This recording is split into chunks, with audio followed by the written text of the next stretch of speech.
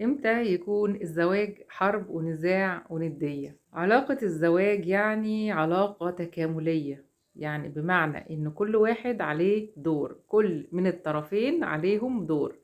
الزوج له دور والزوجة ليها دور، يعني هي علاقة سكن، مودة ورحمة.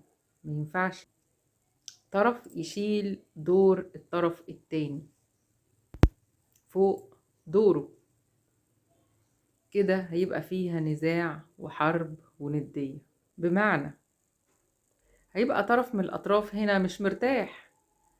وكمان حاجة مهمة جدا جدا جدا عاوزة أقولها لكم يا أزواج، وزي ما هقول للأزواج هقول للزوجات برضو.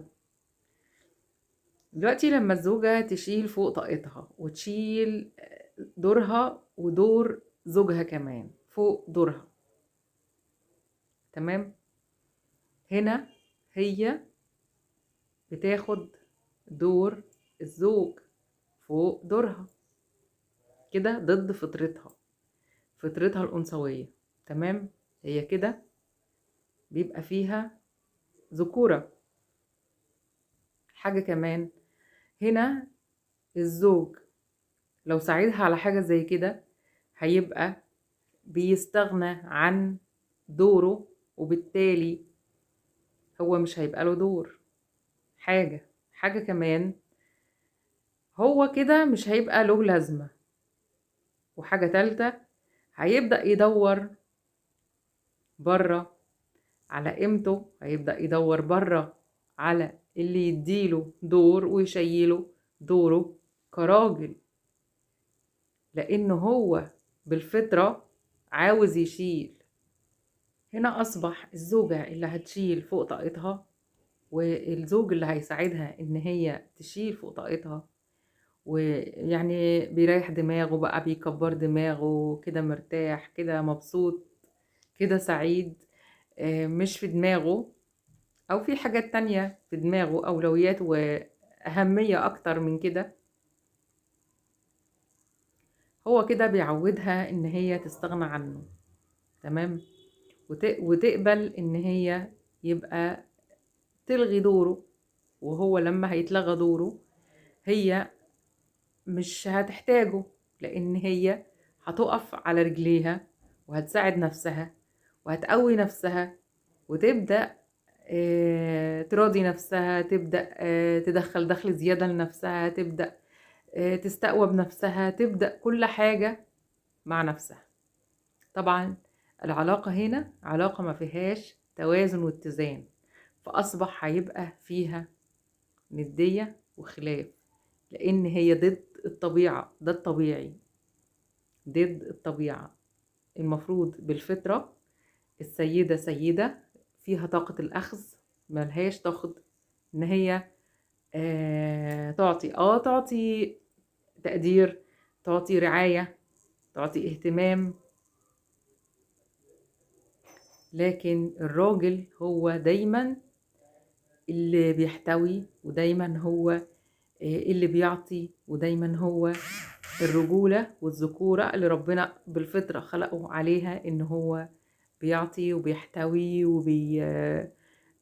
بيجود بكرم بأخلاقه وبماله.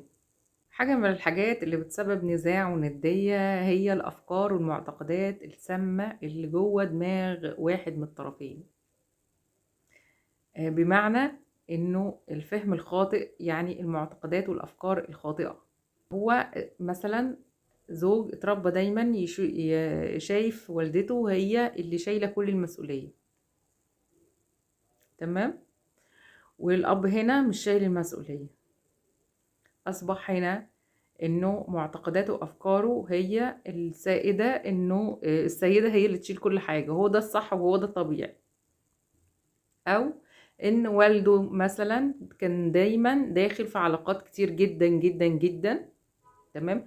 فاصبح ده العادي والطبيعي اللي هو شايفه، اللي والده دايما اتربى على انه شايف والده دايما في علاقات بره زواجه من والدته، فبالتالي هو ده العادي وهو ده الطبيعي. وبرضو السيدة اللي تشيل زوجها مسؤولياتها. طب هنا مش هتعمل مثلا لزوجها الاكل على طول. يعني نفرض ان هي مش في العادي والطبيعي مثلا انه كل يوم هتقول له لا انا تعبانه مش هعمل الاكل، ايه الوضع؟ كل يوم مش هتنظف البيت مثلا، يبقى ايه الوضع؟ كل يوم كل يوم كل يوم كل يوم مش هتعمل له اي حاجه، مش هتقوم بواجباته، يبقى ايه الوضع؟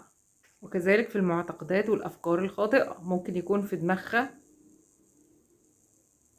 بس يعني مثلا ايه، انا متجوزه لازم اخرج كل يوم، لازم زوجي يخرجني كل يوم، لازم ما يرفضليش طلب خالص، انا بقول الحاجه انا عاوزه دلوقتي يبقى عايزه دلوقتي دلوقتي حالا، انا عاوزه حاجه تتلبى يبقى دلوقتي حالا تتلبى.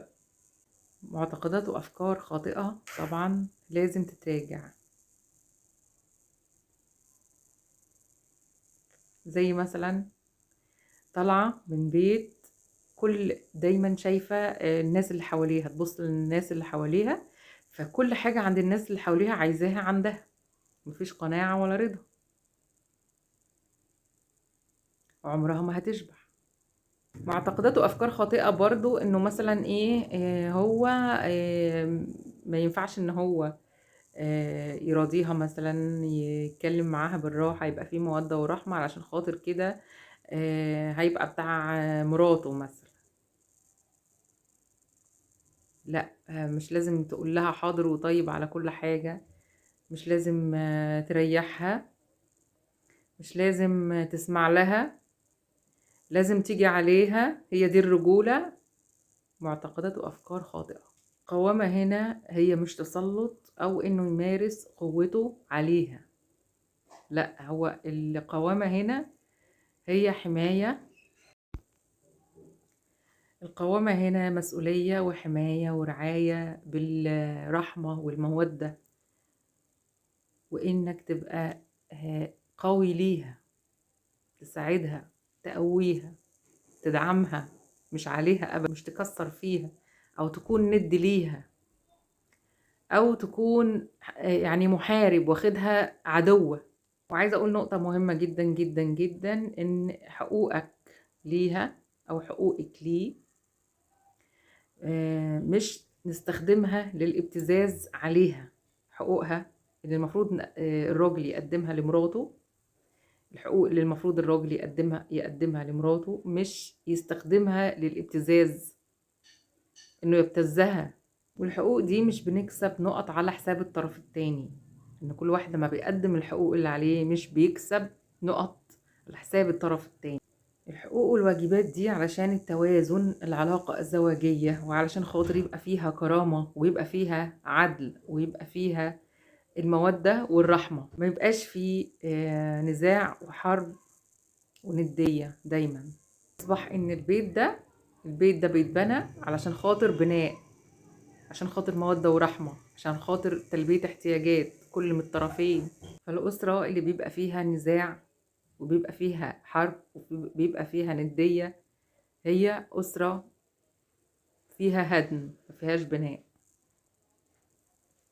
فيها عدم سواء، فيها عدم اتزان، فيها ناس غير أسوياء.